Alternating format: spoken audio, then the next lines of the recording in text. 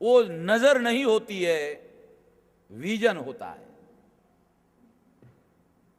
वो आईसाइट नहीं होती है, वो विजन होता है।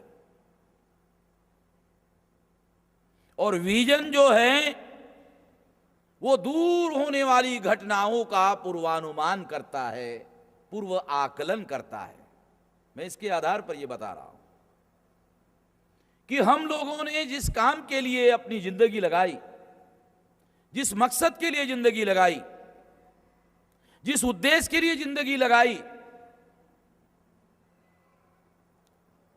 उस बात को, गहराई को जानकर समझकर मैं ये बात अपने अंतर्मन से कह रहा हूं कि ये जो आज का दिन है, ये भारत के इतिहास में एक बहुत बड़ा ऐतिहासिक दिन के तौर पर ये मान्य होगा। साथियों, हम लोगों ने, हम ये जानते थे कि राष्ट्रीय स्तर का आंदोलन शुरू करने के लिए पूर्व शर्त है कि राष्ट्रीय स्तर का संगठन होना चाहिए।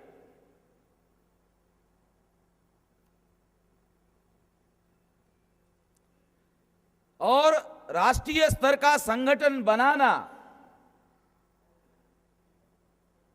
मैं नहीं मानता कि यह कोई बच्चों का खेल है। मैं नहीं मानता कि यह कोई साधारण काम है, क्योंकि बहुत सारे हमारे जो लोग हैं, उन लोगों को संगठन ही समझ में नहीं आता। संगठन निर्माण करना बहुत बड़ी बात है। ज्यादातर हमारे लोग कागजों पर संगठन बनाते हैं और बहुसंख्य लोगों को संगठन समझ में नहीं आता। अगर इस बात को हम लोग जानने की कोशिश करें तो आपको पता चलेगा कि पिछले 10 साल से हम लोगों ने रात दिन प्रयास करके राष्ट्रीय स्तर का जो संगठन बनाया, तो मैं ये मानता हूं कि 18, 19, 20 जुलाई 1942 को नागपुर में जो राष्ट्रीय स्तर का संगठन बनाकर बाबा साहब आंबेडकर ने राष्ट्रीय स्तर का अधिवेशन बुलाया था, वो जो अधिवेशन वहां हुआ था और इस बात का सबूत था कि बाबा साहब आंबेडकर ने राष्ट्रीय स्तर का संगठन बनाने में सफलता हासिल की थी। उसके लिए उनको 1916 से लेकर 1942 तक 26 साल का समय लगा था। उन्होंने ये सफलता हासिल की थी। बाद के समय में हमारे दुश्मनों ने वो राष्ट्रीय स्तर का संगठन और राष्ट्रीय स्तर का आंदोलन हमारे दुश्मनों ने तबाह किया, बर्बाद किया, खत्म कर दिया।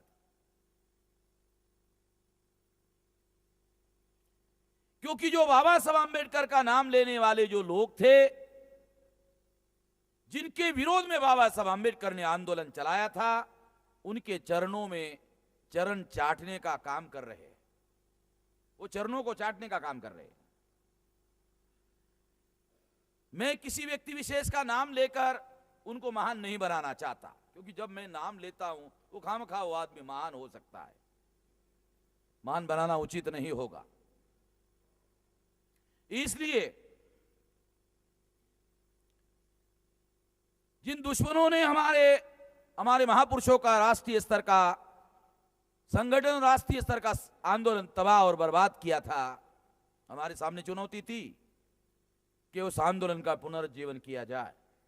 मैं ऐसे मानता हूं कि हम कुछ हद तक हमारे महापुरुषों का राष्ट्रीय स्तर का संगठन और राष्ट्रीय स्तर का आंदोलन पुनर्जीवित करने में कामयाब हुए।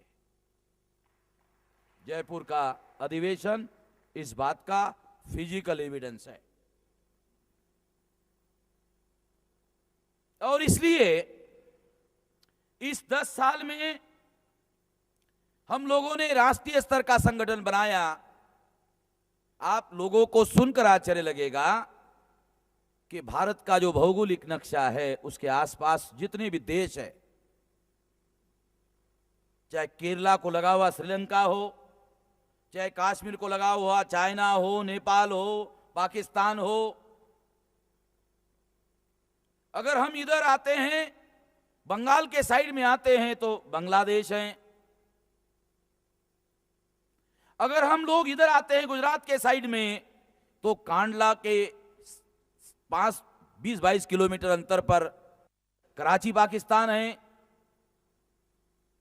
अगर हम लोग इधर उत्तर प्रदेश के गोरखपुर साइड से आते हैं तो रेक्सोल के साथ में लगा हुआ नेपाल है, अगर हम बिहार के सीतामढ़ी के साइड में आते हैं तो वहां नेपाल जनकपुर लगा हुआ है।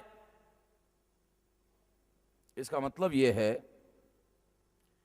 कि भारत के नक्शे के आसपास जितने भी विदेशी देश है, उन देशों को लगी हुई जितनी भी बॉर्डर लाइन है और जिले हैं, उन सारे जिलों में वामसेप चल रही है।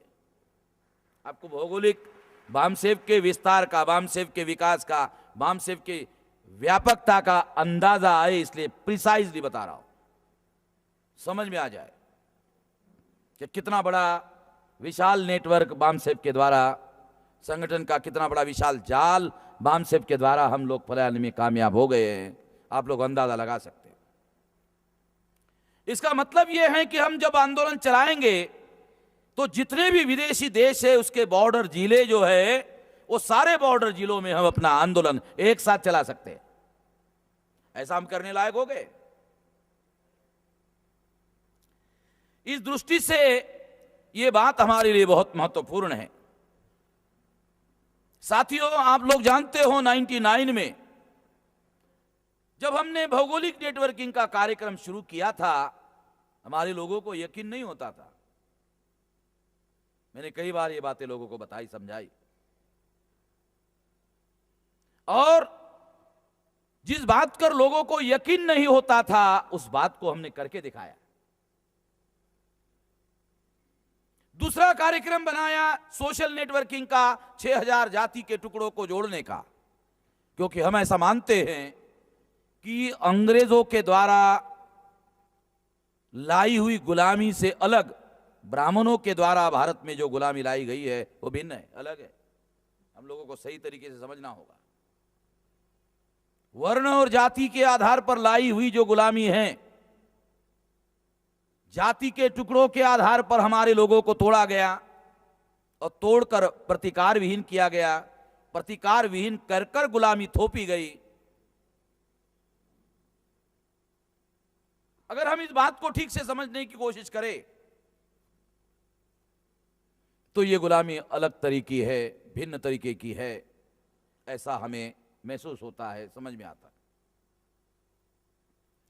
इसलिए हम लोगों ने उसको तोड़ने के लिए कार्यक्रम बनाया कि जो लोग जाति के आधार पर तोड़े गए हैं, उन तोड़े गए लोगों को जोड़ा जाए और जोड़कर शक्ति का निर्माण किया जाए।